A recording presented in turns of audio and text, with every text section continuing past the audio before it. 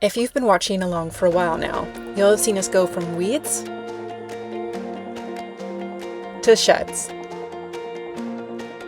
from no dry space, electric or water to a fully off-grid system.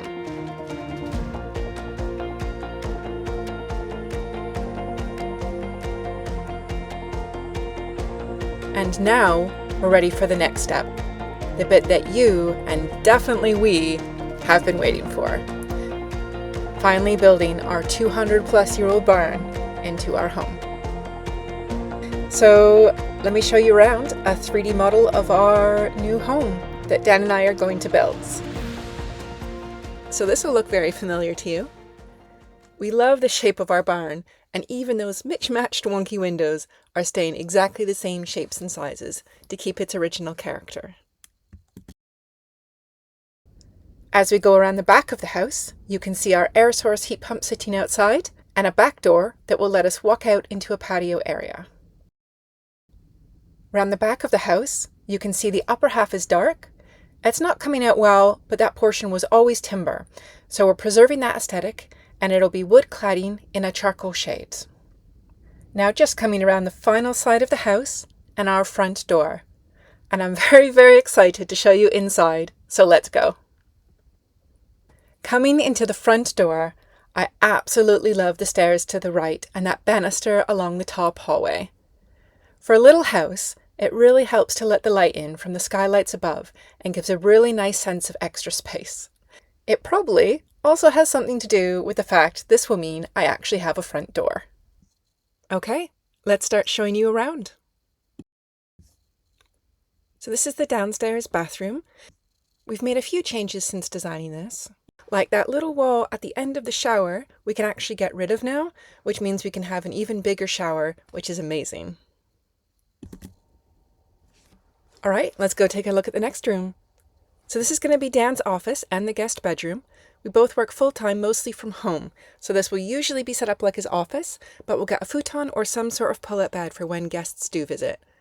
I know he's very much looking forward to working from in here, rather than from the back of the van or shoved in his shed.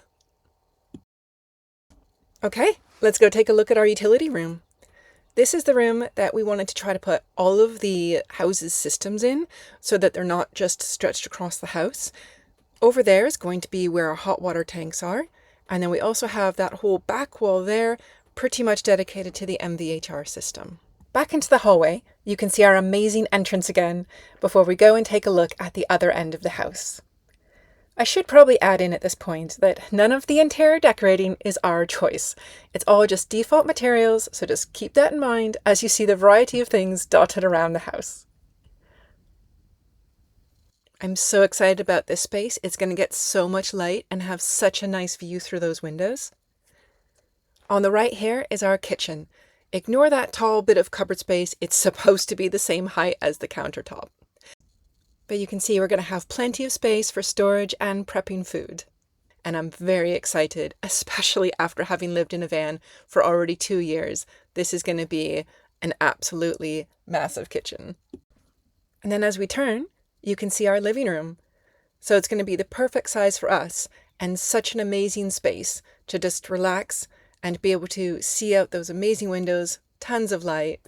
Can you tell that I'm quite excited about it? Okay, let's go see the upstairs. And here's the main bedroom. It's up in the eaves, but we have a few ideas that will make the most of the space. All along that back wall behind the bed will be built-in storage, and that window's going to look right onto the woodland that we've just planted. So one thing we didn't want to do with this room is take up more space with some closed storage. So we're actually going to switch the way the doors were planned, from one on the right and one on the left just outside the bedroom, to be inside built-in wardrobes. And that way we have space to hang clothes, drawers, and everything without taking up any more of our bedroom space. And Dan might have only just learned that he's going to have to build those. Okay, let me quickly show you the little upstairs bathroom. This guy is a little small, but the fact that we have 2 bathrooms at all in this small house is amazing. There are some skylights to give us a little bit more head height, and once the room is built, We'll see if maybe we can reposition that sink to the sloped wall, letting us use the fullest height for access to the shower. And here's just a look from the banister and the hallway at the top of the house. I am unsure why I like this view so much. Maybe it's the sense of space, but I just really love picturing myself standing there and just seeing all the light and space and everything. So anyway, let's show you the last room in the house. This is going to be my office and craft room graveyard. It does show a bed in here for size, but there is absolutely no way with all of my boxes of craft stuff, anything else is going to fit in here. But I am really looking forward to getting all of my stuff out of storage, setting it up, and having this little space. And there we go. A full walkthrough of our new home in 3D.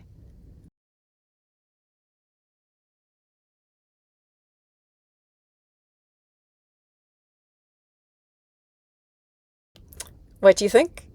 We've put a lot of love and effort into this. We're incredibly in love with it and absolutely itching to get started building it.